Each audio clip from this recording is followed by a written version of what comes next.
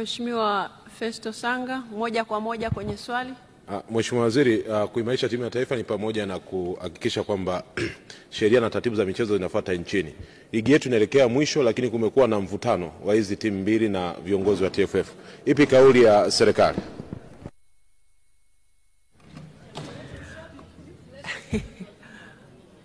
Mheshimiwa Stablaya, unataka kumsaidia kujibu Mheshimiwa Naibu Waziri? Mheshimiwa Naibu Waziri, majibu.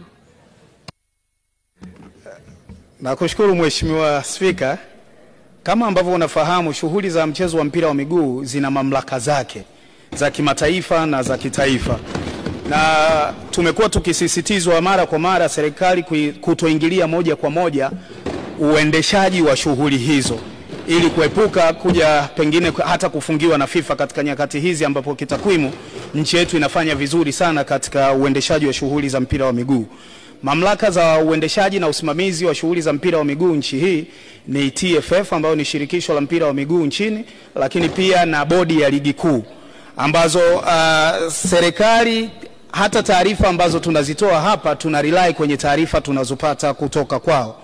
Kuhusu mchezo anaosema, tunafuatilia kwa karibu jinsi ambavyo mgogoro huu unaendelea kutatuliwa, lakini huku tukijaribu kwa kiwango kikubwa kabisa kutoingilia moja kwa moja maamuzi ya TFF na bodi ya ligi. Lakini tumekuwa tukifuatilia kwa karibu, eyes on hands off, huku tukisisitiza TFF na bodi ya ligi kufuata na kutekeleza kanuni na sheria ambazo wamejiwekea za uendeshaji wa mpira wa miguu. Kwa hivyo kifupi kabisa ni kwamba tunafuatilia jambo hili, lakini tukihakikisha kwamba hatuingilii moja kwa moja na kupelekea nchi yetu kufungiwa kwa vile mchezo wa mpira wa miguu unajiendesha wenyewe. Asante. Mheshimiwa Stablaya, hebu sema unayosema kwenye kisemeo. Maana naona umekuwa naibu waziri wa michezo. Nilikuwa nasema kuhusiana taratibu na sheria ni pamoja na kupata ripoti kwa nini mchezo wa tarehe 8 haukuchezwa. Sasa wewe ndio ulikuwa unakataza ushabiki. Sasa hapa unataka ushabiki. Haya, wa Simba anayetaka kumjibu. Esther Matiko, mjibu. Nashukuru Mheshimiwa Spika.